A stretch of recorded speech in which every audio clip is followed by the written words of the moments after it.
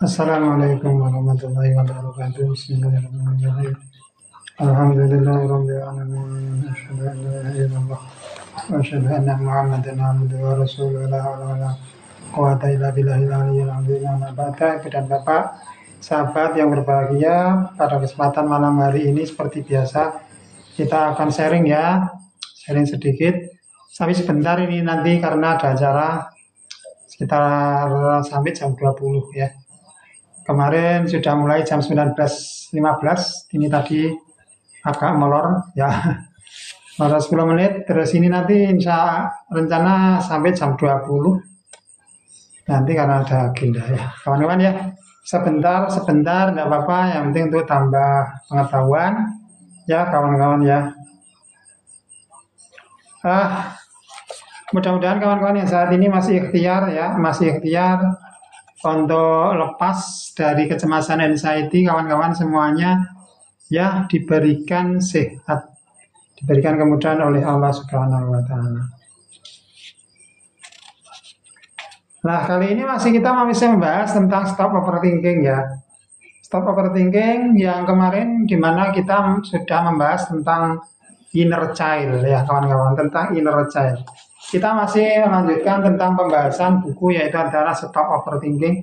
Kita masih bedah buku Stop Overthinking untuk membantu memberikan satu insight positif pada kawan-kawan yang mengalami kecemasan berlebih, anxiety ataupun psikosomatik dan juga ketakutan berlebih. Mudah-mudahan nanti dengan belajar bersama, sharing di setiap malam jam 19.20 ya, mudah-mudahan kawan-kawan bisa menemukan atau mendapatkan insight yang lebih membangun ya, lebih memberdayakan untuk mendominasi ruang batin dari kawan-kawan semuanya yang selama ini mungkin dipenuhi dengan sampah-sampah batin, emosi negatif, pikiran negatif ataupun juga ketakutan dan kecemasan. Nah, kita mau bahas tentang luka batin ya, atau masih sampah ya. Kita masih mau membahas tentang analogi sampah batin ya, maksudnya adalah sampah batin ya. Nah ini ya, oke kawan-kawan, alhamdulillah. Di beberapa waktu yang lalu kita sudah membahas tentang sampah batin ya sebenarnya. Tapi karena masih banyak kawan-kawan yang bertanya tentang sampah batin. Tentang sampah batin ada yang melalui WA ya. Bagi kawan-kawan yang sudah mengikuti kelas ataupun beli buku saya, itu akan mendapatkan nomor WA pribadi saya, bisa konsultasi lewat chat WA ya. Lewat chat WA kawan-kawan ya. Bagi kawan-kawan yang sudah mengikuti kelas bimbingan.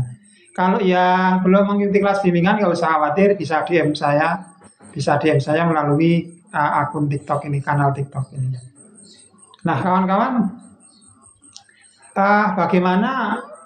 bagaimana jika di dalam rumah kita itu sudah kadung banyak sekali sampah, ya? Sampah yang ini bisa jadi hanya sampah-sampah kecil. Sampah-sampah kecil yang bisa jadi itu hanya sisa-sisa jajan, sisa-sisa mungkin beli roti atau sisa-sisa beli makanan kecil anak-anak kita mungkin ya. Tapi gimana? Apa yang akan terjadi manakala sampah itu hanya kita taruh di atas meja? Setiap kali habis jajan, ya sampahnya taruh di atas meja. Dan ketika itu terjadi berulang-ulang, apa yang akan terjadi fenomena sampah yang ada di dalam rumah itu.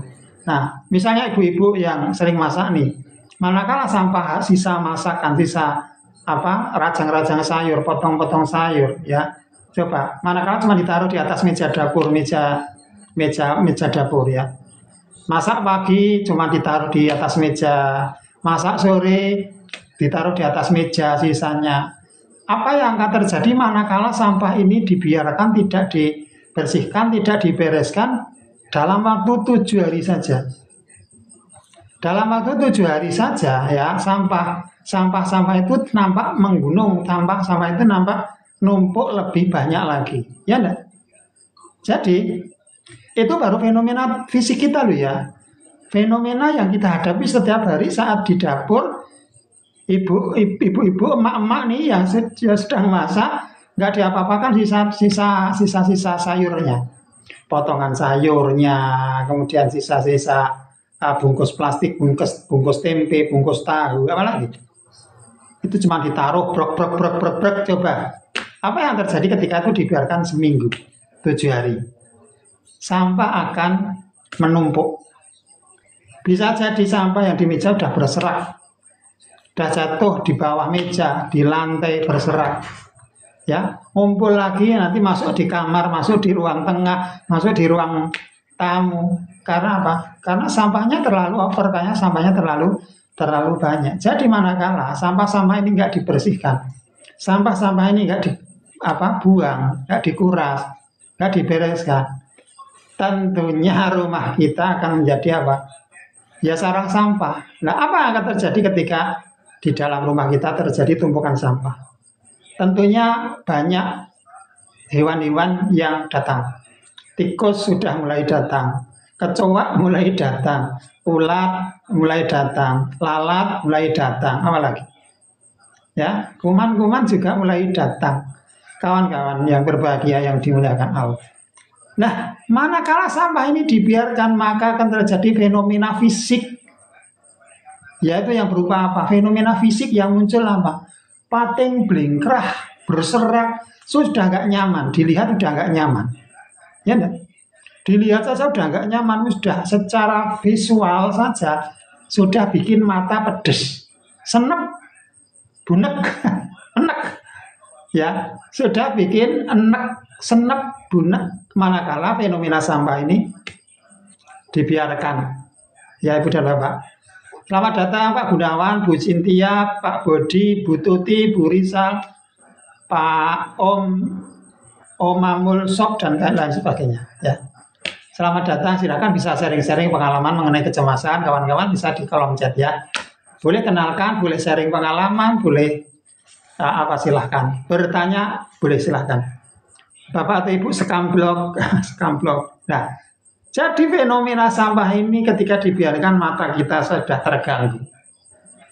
Itu yang pertama, secara visual mata kita sudah terganggu, ya. Yang kedua, apa? Dari penciuman aroma kita sudah terganggu. Sudah mencium aroma yang bikin enak, bacin, karena tumpukan sampah yang tidak dibereskan. Ya enggak? Karena sudah mulai sisa daun, sisa sayuran, sudah mulai busuk. Seminggu loh, 7 hari loh ya. Sudah mulai busuk. Sudah banyak apa? Bakteri, pengurai, sehingga membusukkan. Jadi sampah yang membusuk. Nah, otomatis di situ apa? Lalat datang, ya. Kemudian kuman-kuman juga berkumpul di situ. Aroma di dalam rumah sudah bikin mual-mual. Itu kita baru menghadapi fenomena sampah di dalam rumah, tapi perut kita sudah mual-mual, ya. Nah, itu yang kedua. Selain perut mual-mual, apa yang terjadi? Bisa jadi nafas terasa ngap karena apa? Aroma sampah di dalam rumah. Ngap, ya. Ngap. Yang ketiga, kawan-kawan ya. Yang ketiga, selain mual-mual, ngap apa? Karena aroma nggak enak itu, kita bisa merasakan apa? Keliengan. Karena aroma sampah yang nggak enak. Jadi kita sebagai penghuni rumah, kita kelepak-kelepak. Kita kelepak-kelepak sendiri dengan fenomena sampah yang ada di dalam rumah kita. Karena nggak pernah dibereskan, nggak pernah dibersihkan, nggak pernah disapu. Pak Dendi Sumarno, ya. Nah, begitu pun juga dengan kondisi situasi diri kita, manakala di dalam diri kita. Sementara di dalam diri kita itu ada tempat yang dinamakan bagasi. Gambarannya bagasi lah. Atau garasi lah. Ya. ada garasi di dalam batin kita yang dinamakan apa? Garasi batin. Garasi batin atau bagasi batin kita. Di mana garasi batin bawah sadar kita bisa menampung berbagai macam data dan informasi, baik yang menyenangkan ataupun tidak menyenangkan. Nah, sekarang manakala informasi yang masuk, yang tersimpan di dalam garasi batin bawah sadar kita, itu adalah informasi-informasi yang tidak produktif. Pak Munawir, saya nggak pernah overthinking atas apa yang telah ditentukan pada diri saya. Bagus itu Pak, berarti Pak Dendi Sumarno itu apa, orang yang luar biasa. Pak Dendi Sumarno, manakala Pak Dendi sudah bisa mengelola apa yang ditemui, apa yang dijumpai, berarti apa, Pak Dendi Sumarno adalah seseorang yang memang layak, apa, pantas sekali diacungi jempol. Di mana di situ Pak Dendi Sumarno mempunyai tingkat kepasrahan, penerimaan diri yang begitu dekat sama Allah. Nah, itu perlu ditularkan Pak Dendi Sumarno ketika tidak pernah mengalami yang namanya overthinking. Nah, sekarang gini, ketika sudah tidak overthinking, posisinya kan netral.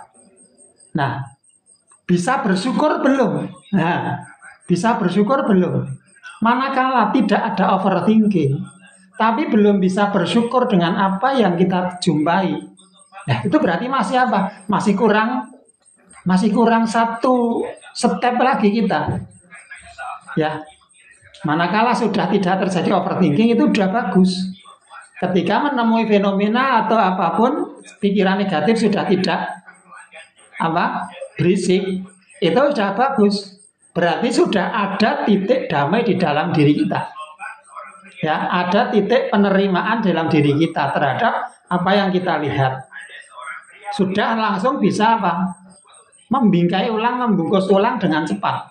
Ya, tanpa perlu mampir menyisakan drama-drama di dalam pikiran kita.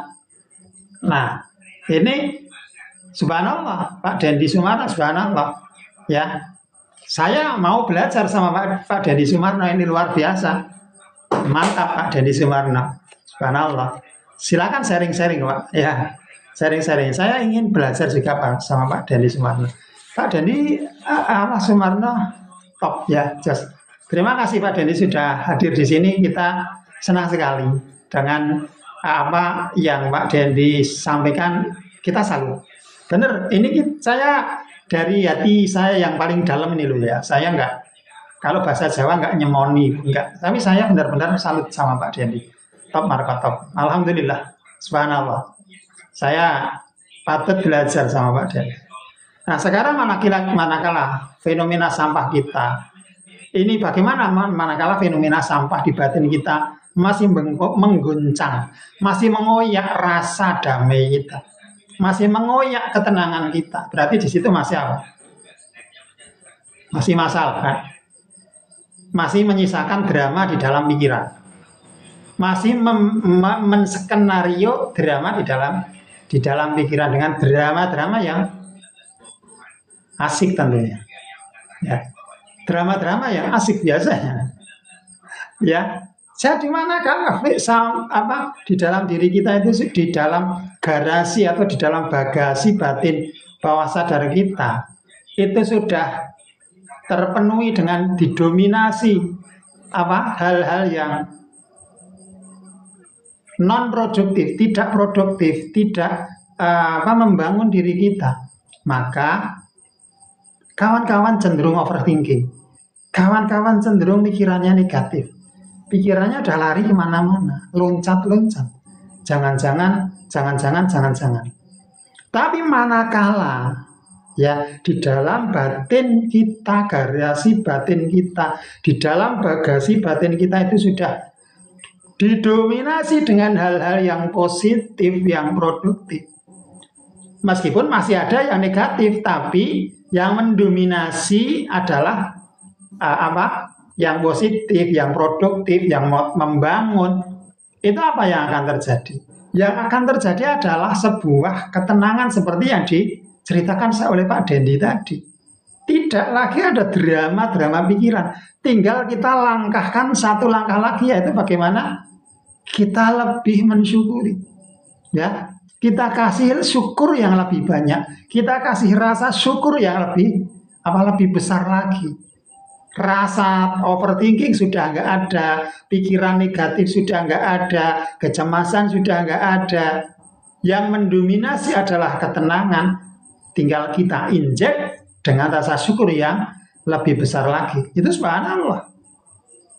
Subhanallah banget kawan-kawan. Nah, sekarang bagi kawan-kawan yang masih terjebak bagaimana? Yang masih terjebak dengan lingkaran overthinking bagaimana? Nah, itu adalah sebuah gambaran bahwa di dalam garasi batin kita itu masih apa? Masih didominasi oleh sesuatu yang negatif. Maka, bagaimana ini bisa kemudian diganti? Kalau motor ya diganti oli, ditap, kemudian ganti oli yang baru. Sama, analoginya sama. Motor saja ketika nggak pernah diganti oli, ya ngoprok kan suara mesinnya. butuh ditap olinya, ganti oli yang baru. Sama, bagasi batin kita, garasi batin kita juga butuh ditap. Ya, ditap, dikocorkan, dilepaskan, dirilis program-program yang kurang produktif. Misalnya apa? Oh, rasa takutnya karena apa? Rasa marahnya mungkin benci dengan saudara, tetangga, atau apa, masih marahan dengan tetangga karena tetangga mungkin apa ngambil pisang kita, atau apa.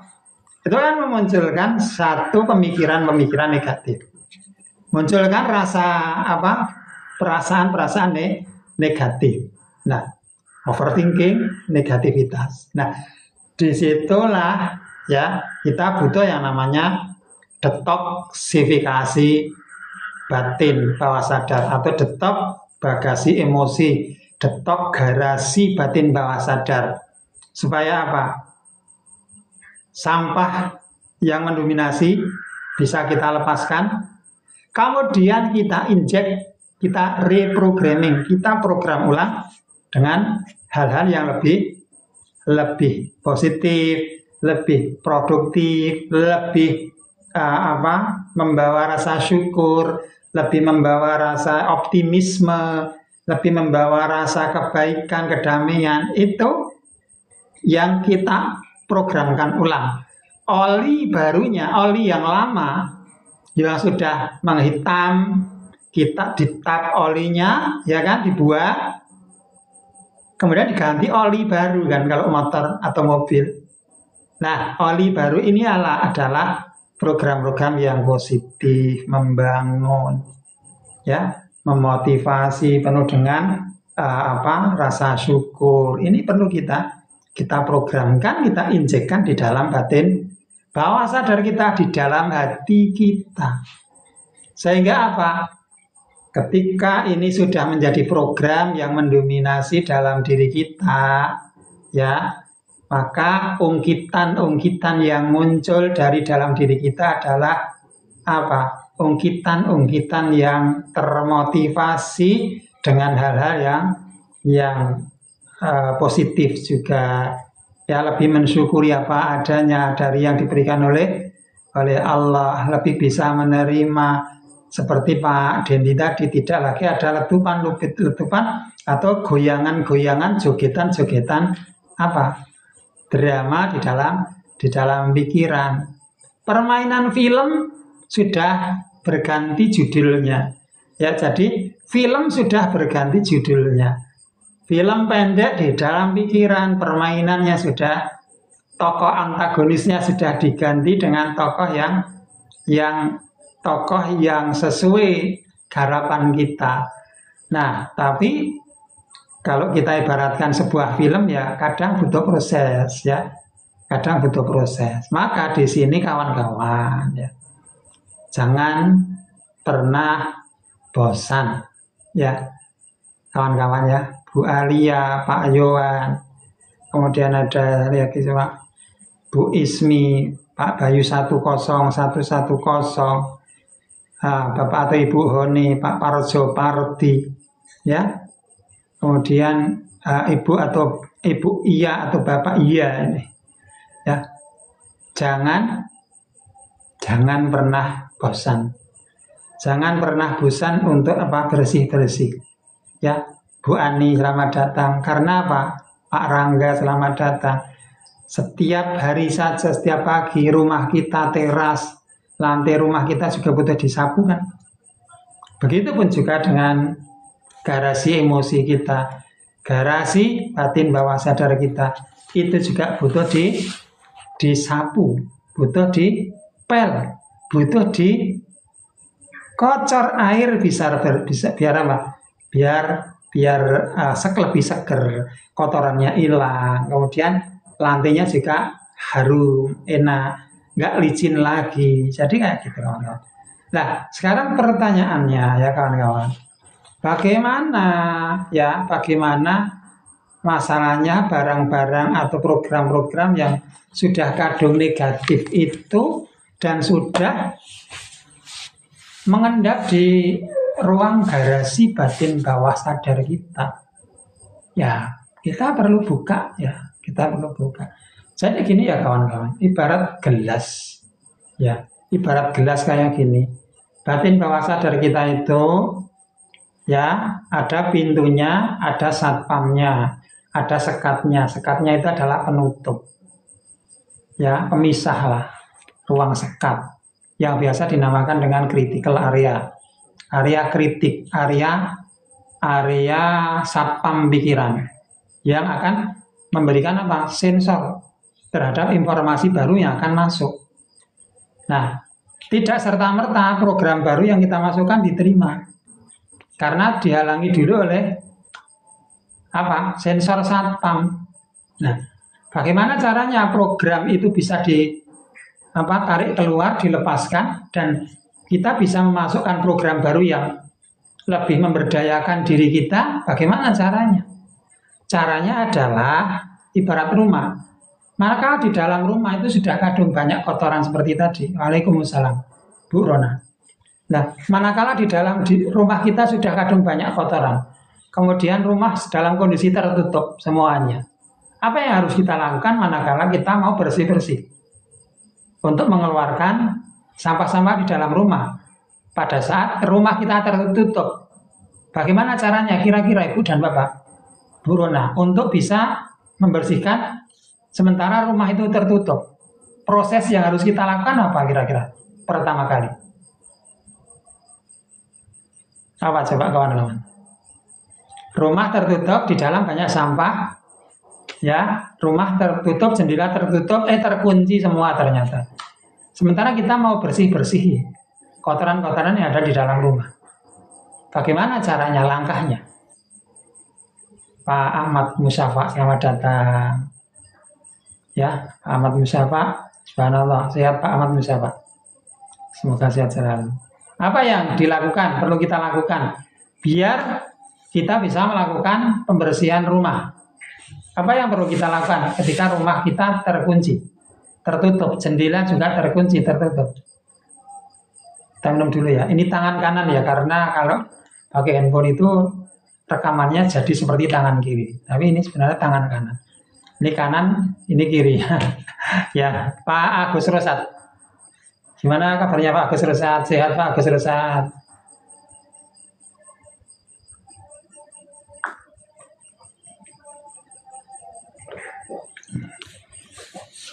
Alhamdulillah. Buyul Maidah. Nah, jadi caranya bagaimana? Yuk, kawan-kawan bisa sambil ketik di kolom chat ya, biar bisa ngobrol diskusi. Ya kawan-kawan, biar nggak kayak di tengah hutan. Bu Nila Puspita, Bu Winawati, Bu Yul Maidah, dan kawan-kawan yang lain, ahlan wa sahlan, selamat datang. Silakan bisa sharing-sharing di kolom chat ya. Nah, pengalaman mungkin tentang kecemasan, anxiety, psikosomatik. Kita di sini sharing ya. Bukan menggurui tapi kita sharing. Bukan menggurui tapi kita sharing ya. Karena Mbak Ustadz, gimana caranya biar nggak terlalu overthinking dalam segala hal? Supaya tidak terlalu overthinking dalam setiap saat, dalam segala urusan Bu Ismi ya, maka perlu dilakukan proses pengurasan ya, Bu Ismi ya. Nah, contoh overthinkingnya munculnya biasanya apa Bu Ismi? Muncul salah satu saja contoh overthinkingnya munculnya seperti apa? Coba satu aja Bu Ismi ya, coba satu saja contohnya, gambarannya. Untuk gambaran nanti saya kasihkan contoh dan saya kasih cara terapinya untuk kasus itu. Coba silakan. Contohnya biar ada sampel bentuk overthinkingnya munculnya kayak apa? Coba. Bu Faiza Hikmah silahkan. Lebih banyak penonton untuk berbagi. Nah, ayo kawan-kawan silahkan. Lebih menyinggung orang misal Pak. Jadi kepikiran apa tadi salah ngomong atau enggak, takut orang itu kesinggung. Jadi overthinking itu ya gini ya Ibu. Overthinking itu adalah karena Bu Ismi mengalami kecemasan anxiety enggak Bu Ismi? Bu Ismi mengalami kecemasan anxiety enggak Bu Ismi? Coba saya ingin tahu Bu Ismi hanya overthinking atau juga cemas anxiety?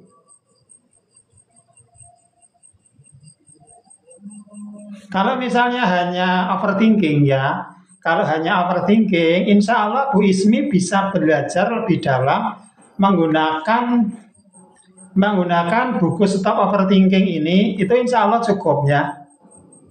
Tapi kalau Bu Ismi ada kecemasan, anxiety, ketakutan berlebih, ya Bu Ismi kita rekomendasikan belajarnya dengan 2 buku ya. Kalau ada ketakutan berlebih.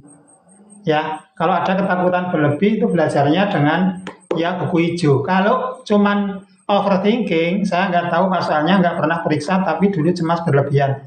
Tapi sekarang sudah nggak terlalu. Oke, Bu Ismi berarti saat ini sudah tidak ada ketakutan berlebihan ya. Tidak ada ketakutan berlebihan, cuman masih ada sisa overthinkingnya. Nah, Bu Ismi bisa belajar bagaimana melepas ataupun merilis overthinking itu biar nggak membesar overthinkingnya kemudian menjadi ketakutan berlebih lagi. Bu Ismi bisa menggunakan buku saya Stop Overthinking ini. Ini saya kasih tahu satu contoh prakteknya, misalnya takut menyakiti orang atau enggak apa yang kita ucapkan, gitu ya Bu Ismi ya.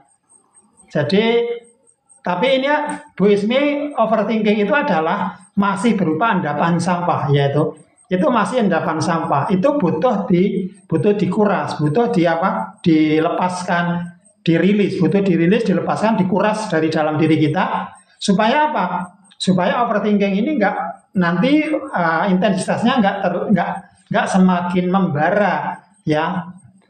Dengan melakukan terapi ya, self healing. Jadi Bu Ismi butuh melakukan self healing supaya overthinkingnya nanti bisa lepas di dalam diri.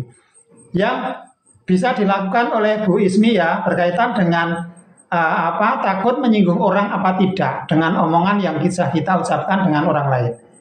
Ya. Yang pertama ya, yang perlu dilakukan oleh Bu Ismi sebagai ini adalah sebuah tip sederhana saja ya, tip sederhana. Yang pertama Bu Ismi bisa melakukan apa? Bisa melakukan yang namanya proses menyadari dulu ya, sadari dulu.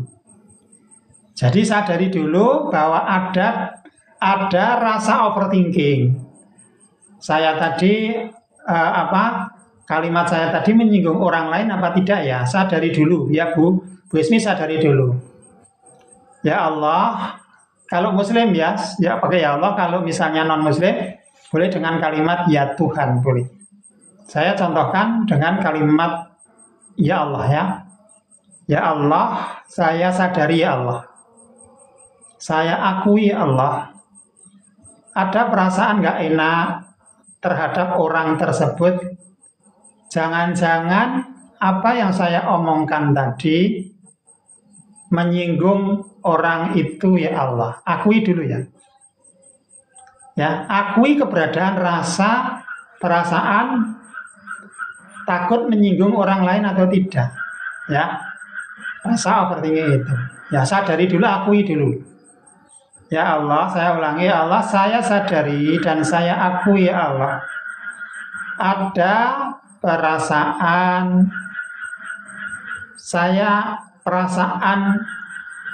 takut ataupun khawatir apakah kalimat saya, omongan saya tadi menyinggung orang itu atau tidak ya Allah. Saya kepikiran terus ya Allah. Ya, saya kepikiran terus ya Allah. Itu yang pertama ya. Yang kedua yang bisa dilakukan adalah, ini juga bisa dilakukan oleh teman-teman yang lain ya, bukan hanya Bu Ismi ya. Ini adalah salah satu teknik untuk merilis atau melepas, menguras overthinking dengan sederhana, cara yang sederhana ya. Yang kedua, kemudian lakukan apa? Pelepasan ya. Ya Allah, apapun perasaan yang ada saat ini yang muncul dalam diri saya, yang saya nggak bisa menggambarkan perasaan apa ini ya Allah, saya terima keberadaan rasa ini dan saya pasrahkan kepadamu ya Allah. Saya pasrahkan kepadamu ya Allah dan saya lepaskan. Tarik nafas 1 kali, kemudian ucapkan istighfar 1 kali. Sudah. Itu cukup. Nanti ketika teman-teman sudah melakukan itu, insya Allah perasaan overthinking seperti yang dialami oleh Bu Ismi tadi itu akan turun levelnya. Kalau tadi levelnya 7 bisa turun jadi 4, 3 atau bahkan 0. Ya. Jadi kawan-kawan hanya perlu melakukan seperti itu, sederhana.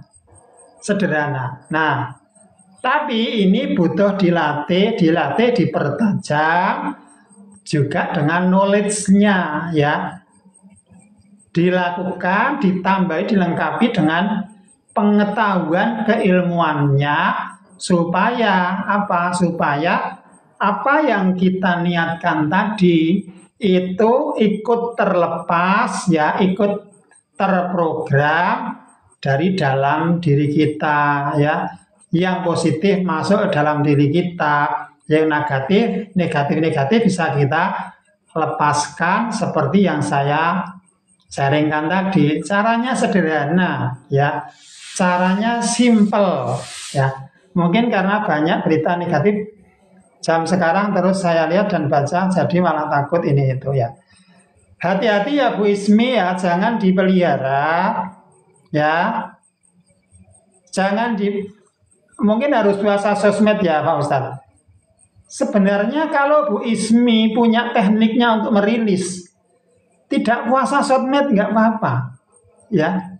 Tidak puasa sosmed nggak apa-apa, tapi yang paling penting adalah Bu Ismi punya tekniknya untuk merilis. Itu salah satu teknik yang tadi saya sharingkan, itu adalah contohnya kayak gitu. Tapi kan tekniknya itu ada, kalau berkaitan dengan apa, akar masalahnya itu adalah memori masa kecil kita. Nah itu kita butuh treatment bagaimana kita berdamai dengan kekecewaan, ketakutan di zona inner child kita. Di zona inner child itu adalah ketakutan itu ternyata overthinking, ketakutan Bu Ismi itu ternyata adalah akarnya ada terjadi di saat dulu Bu Ismi umur 5 tahun atau 7 tahun atau 8 tahun. Nah, kejadian di usia 7 tahun itu belum berdamai, belum rilis. Nah, ada ketakutan di masa kecil yang belum didamaikan. Sehingga apa? Sehingga rasa takut di masa kecil itu masih terproyeksi sampai usia sekarang. Sampai di detik ini, saat ini masih dewasa ini. Seperti yang kemarin malam kita sampaikan, berkaitan dengan apa? Dengan inner child. Ya. Jadi rasa ketakutan yang dialami di masa kecil, itu Pak Ustadz saya berusaha berdamai dengan luka masa lalu. Tapi tiba-tiba kalau keinget jadi kesel lagi. Nah, betul kan? Berarti belum apa? Belum rilis.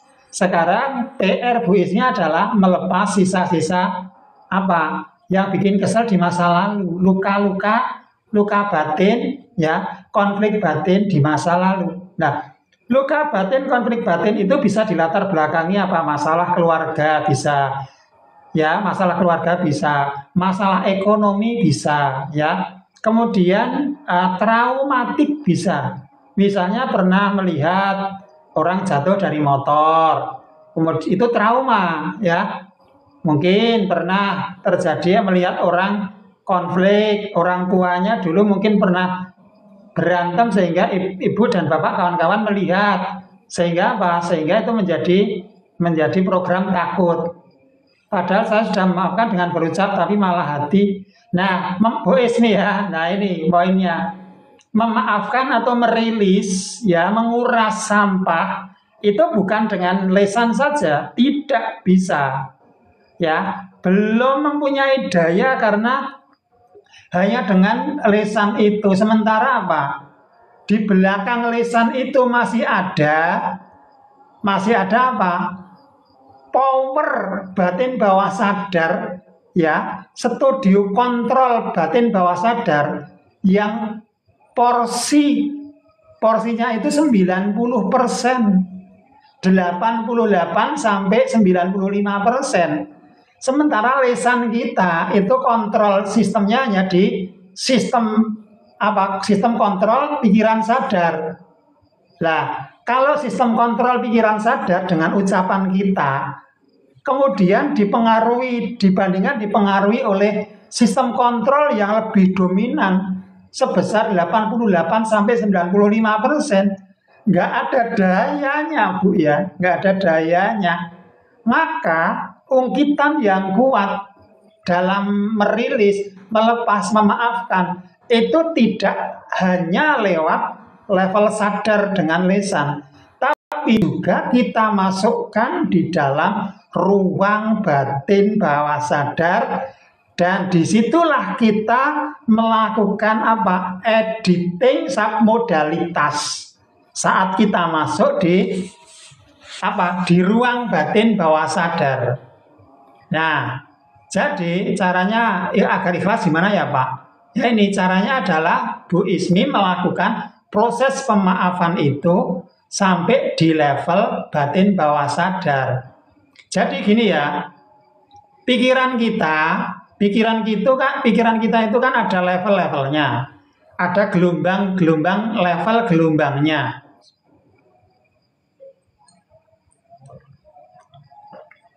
Ada gelombang di pikiran kita ada gelombang sibuk. Yang kedua ada gelombang tenang. Yang ketiga ada gelombang tenang banget. Yang keempat ada gelombang super tenang. Ya, ada gelombang sibuk, gelombang tenang, ya, gelombang sibuk, gelombang tenang banget, sangat tenang. Ya, gelombang sibuk, frekuensi otak pikiran yang sibuk, ini dinamakan apa? Gelombang beta. Gelombang beta itu gelombang sibuk, ya. Ibarat meteran listrik itu lampu semua dinyalakan. Maka apa? Putaran piringan meteran listrik itu akan berputar kencang. Sibuk sekali karena apa? Mempunyai beban daya menghidupkan lampu listrik yang banyak.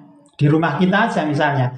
Ada televisi, kulkas, setrika, mungkin lampu teras, lampu kamar mandi, lampu itu apa membuat putaran piringan meter listrik itu berputar kencang. Nah, itu namanya ibaratnya adalah gelombang beta, gelombang sibuk. Gelombang sibuk ini adalah gelombang yang mudah stres. Nah, saat kita melakukan pemrograman pemaafan, kita nggak efektif ketika di gelombang ini. Ya, ketika menggunakan gelombang beta. Karena sibuk, riuh, ricuh. Yang kedua, turun ke bawah lagi ada gelombang tenang kan. Namanya gelombang otak alfa.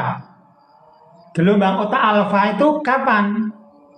Gelombang otak alfa itu manakala kawan-kawan ngantuk-ngantuk. Misalnya ngantuk-ngantuk mau tidur, 5 menit mau tidur. Ya, 5 menit mau tidur dan 5 menit bangun tidur. Itu otak dalam posisi secara alami masuk di gelombang bit alfa. Ya, frekuensi otak alfa. Nah, kemudian di bawahnya lagi itu gelombang otak apa? Theta namanya. Ya, Pak Ojo, Pak Cendekia, Pak Ruslan, Pak Mubashir, juga tahu ya, Pak Bunda Barata, ya, Pak Atasima, atau Ibu ini. Jadi di bawah, oh gitu Pak Ustaz, terima kasih timnya. Iya, di bawah lagi ada gelombang yang namanya gelombang theta. Di bawahnya lagi ada gelombang delta. Ya, gelombang alfa, theta, dan delta. Jadi ada 4 secara umum ya, gelombang tadi, gelombang otak beta, alfa, theta, delta. Paling tenang, rileks itu adalah gelombang otak delta. Kapan gelombang otak delta itu terjadi? Saat ibu dan bapak tidur bleksek tanpa mimpi. Nah, itu.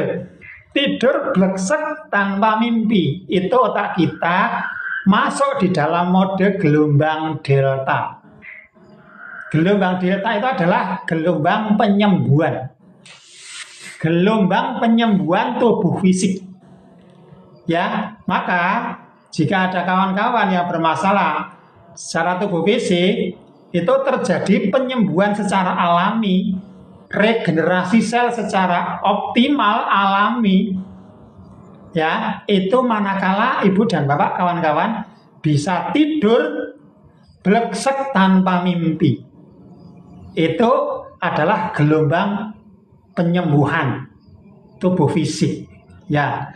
Kemudian ini kan gelombang yang paling tenang ya, tuh tidur bleksek tanpa mimpi ini. Tidur yang berkualitas tanpa mimpi itu. Maka kawan-kawan ketika capek, ngantuk, tapi bisa tidur bleksek ya, tanpa mimpi, cuman 5 menit saja itu sudah sembuh rasa kantuknya yang mungkin nggak tidur semalaman. Cuman diganti 5 menit tapi tidurnya bleksek tanpa mimpi, itu sudah sembuh kelelahannya, capekannya, karena sudah terrecovery optimal saat otak masuk di mode delta. Nah, tadi apa? Gelombang otak pertama. Beta itu gelombang sibuk. Ya, gelombang sibuk. Gelombang yang teman-teman itu biasanya stress, overthinking, takut, pikiran negatif, itu ada di mode gelombang otak beta. Ya, sibuk kayak meter listrik dinyalakan semua. Putarannya kencang. Nah, masuk di gelombang, turun di gelombang alfa, ya, di gelombang otak alfa, gambarannya adalah matikan setrika, matikan magicom, kulkas, sanyo, ya, kemudian lampu-lampu yang nggak penting dimatikan, cukup sisakan lampu tidur yang warnanya remeng-remeng. Itu gambarannya adalah otak kita turun di gelombang alfa, rileks, tenang. Jadi gitu kawan-kawan. Jadi nggak sibuk, nggak overthinking, nggak takut. Kapan momen itu terjadi? Yaitu mau tidur dan bangun tidur, itu alami masuk di gelombang alfa. Nah,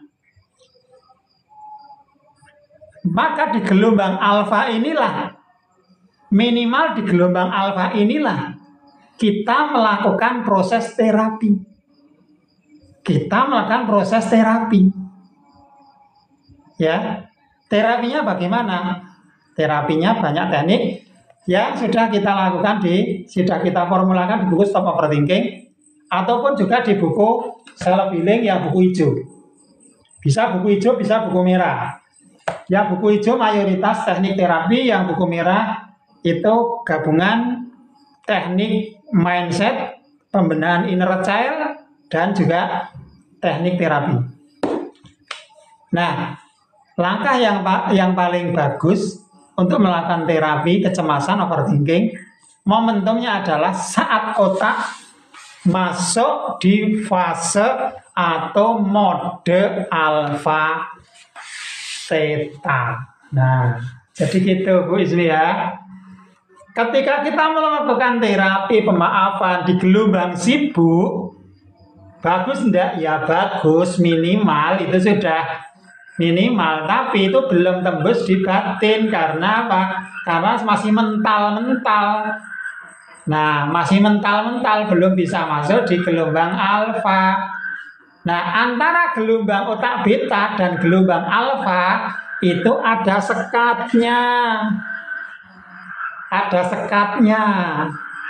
Ada pintu satpamnya.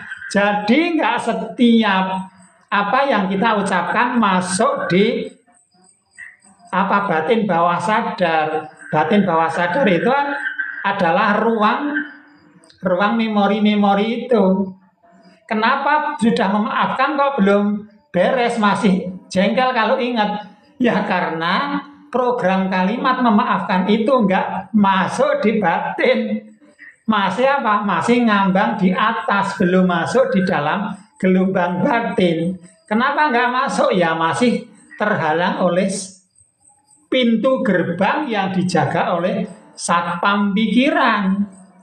Nah, satpam pikiran ini selektif, tidak setiap informasi bisa dimasukkan. Termasuk pemaafan pun tidak serta-merta dimasukkan di dalam gerbang batin bawah sadar.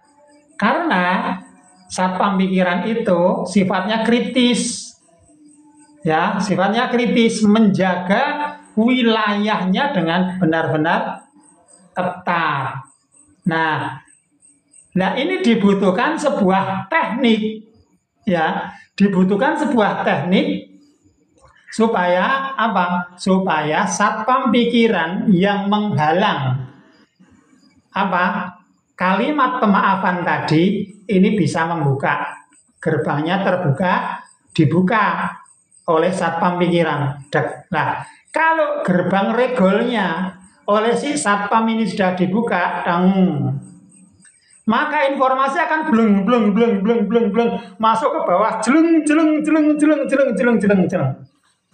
Tapi ketika pintu regolnya nutup, ya mental lagi, tung mental. Nah, inilah kenapa pemaafan Bu Ismi dan kawan-kawan yang lain masih mental, nggak sampai di batin.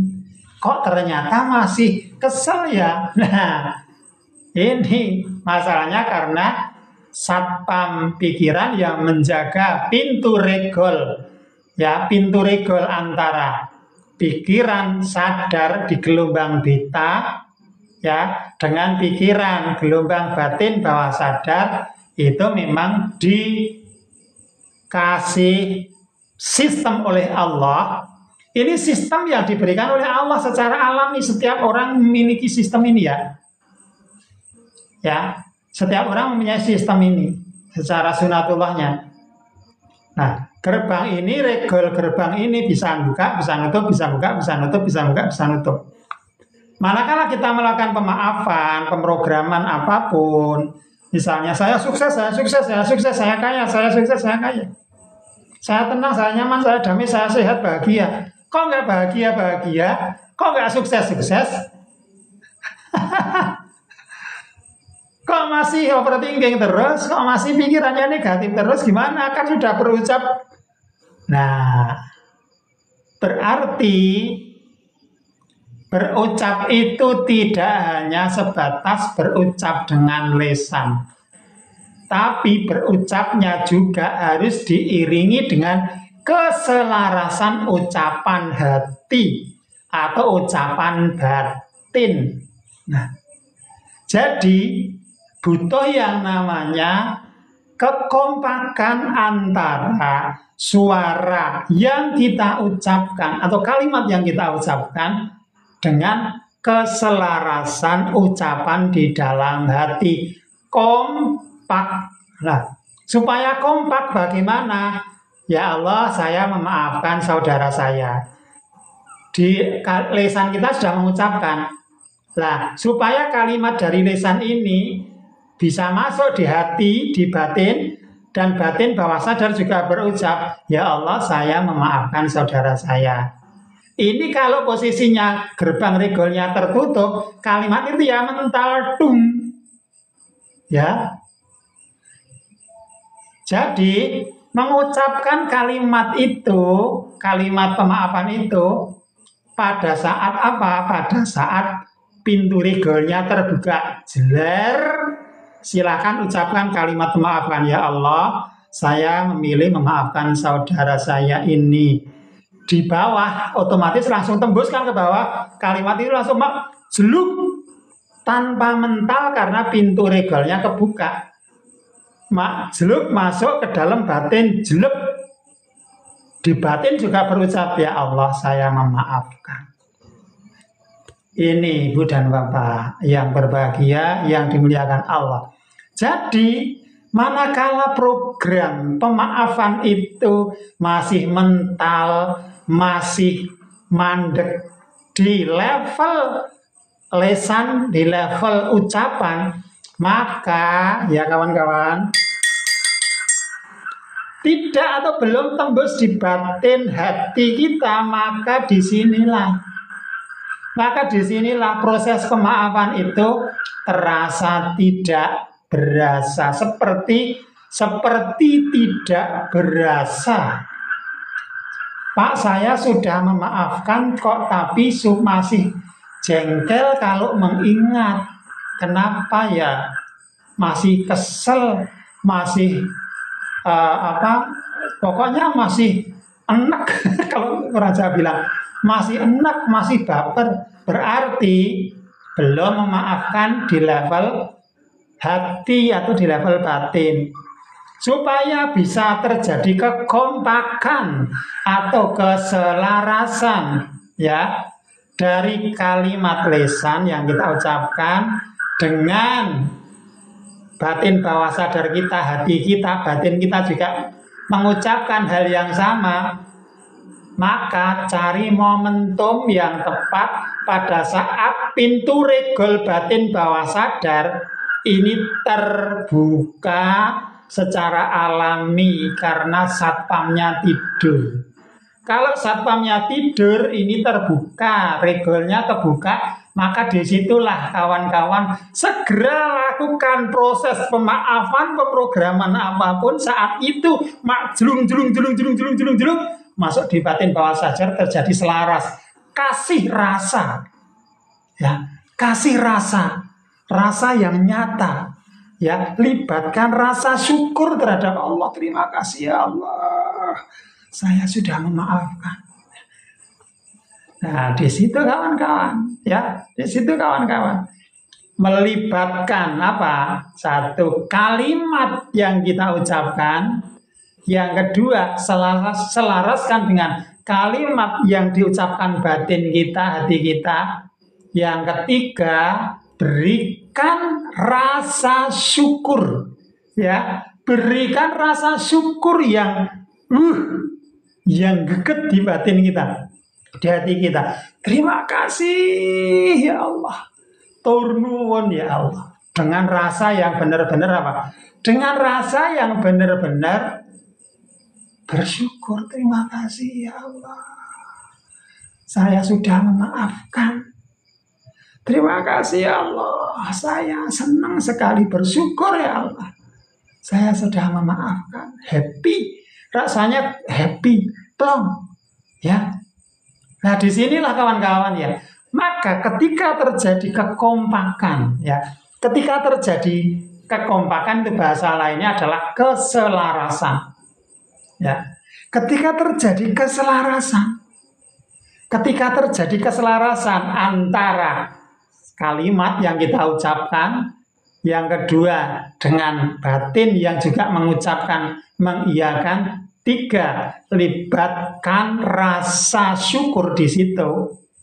Nah, inilah tiga elemen, tiga unsur ini akan mendukung apa yang kawan-kawan programkan. Kalau tadi kawan-kawan memprogramkan maaf, ya, maka juga dibutuhkan keselarasan dari minimal tiga elemen ini, yaitu adalah ucapan secara lisan kita, ucapan di batin bawah sadar kita, dan juga diberikan rasa syukur terhadap suksesinya dalam proses memaafkan atau program yang lain. Nah, apakah ini bisa digunakan untuk pemrograman selain overthinking? Ya bisa. Untuk melakukan progres dagangan laris apakah bisa? Insya Allah bisa. Pemrograman jualan mudah, uang datang bisa? Insya Allah bisa. Bagaimana caranya? Next. Kita fokus stop overthinking ya. Kita fokus atau overthinking, tapi inilah luar biasa subhanallahnya. Allah itu memberikan program di dalam diri kita itu enggak tanggung-tanggung kawan-kawan ya. Kita diberikan tool atau alat yang namanya pikiran, hati, perasaan. Itu sudah sudah setelan pabriknya ya, sudah fitrahnya seperti itu. Tinggal kita mau pakai apa tidak. Ibaratnya gini kawan-kawan, itu sudah beli handphone Android misalnya. Kawan-kawan sudah beli handphone Android. Ya. Secara default program HP Android misalnya HP yang murah-murah aja, misalnya Vivo V16 atau apa serinya. Misalnya, oh ini kameranya jepretannya sekian megapiksel, agak ngeblur, kemudian memori internalnya sekian, kemudian untuk laju kecepatan ketika video sekian, loading sekian, fiturnya yang bisa diaktifkan, fitur bawaannya ini, dan lain sebagainya. Itu adalah program setelan default yang sudah dibawakan oleh pabrik handphone Android Vivo tadi, ya, menyebut merek ya, iklan ya, nggak dapat royalti ini dari HP-nya. Jadi program itu sudah ditanamkan di dalam handphone Android itu. Secara default program itu sudah ada, fitur-fitur itu sudah ada secara default, ya, secara setelan dasar sudah diberikan.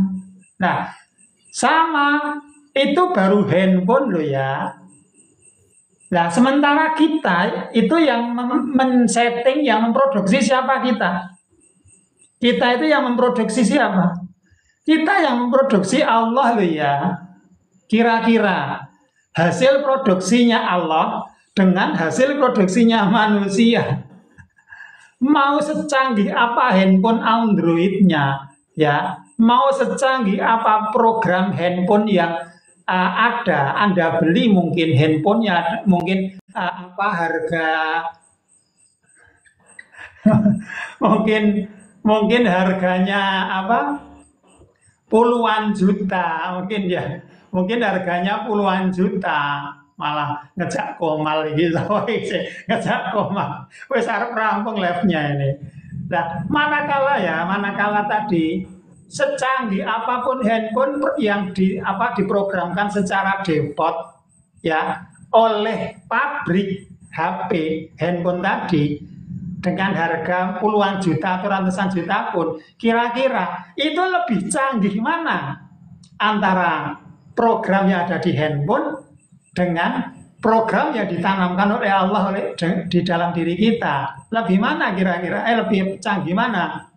Izin Pak De. Ngejak komal ya malah. Oh, Om Ari ngejak komal kok malah izin gimana ya? Iya, Pak. Jadi kawan-kawan ya ada Pak John, Bu Ismi, John Sel ini bakul HP Pak John Sel ini juragan handphone, Bu Nana, Bu Rara, Bu VN, Pak Risno dan kawan-kawan semuanya yang masih stay di sini ya. Kita 5 menit lagi akan akhiri live. Ya, jadi kawan-kawan kira-kira canggih mana program handphone ya desain pabrik atau yang menciptakan pabriknya itu Allah? Kira-kira canggih mana? Kan ya canggih. Apa yang diciptakan oleh Allah kan dibandingkan handphone secanggih apapun. Itu baru handphone saja kita sudah geleng-geleng kepala, canggih banget handphone ini. Ya, canggih banget handphone ini. Ya, canggih banget. Itu belum pabriknya Allah yang menciptakan kita dengan begitu subhanallahnya. Laqad khalaqanal insana fi ahsani taqwim. Luar biasa di situ. Maka kawan-kawan ya, manakala kita teman-teman kawan-kawan mau memprogram pemaafan diri tadi, kok ketika ingat masih jengkel, kok ketika ingat masih kesal, enek bunek sepet, ya di batin itu rasanya masih enek bunek sepet, ya itu konsepnya. Karena masih di level pikiran sadar kita berkalimat tadi.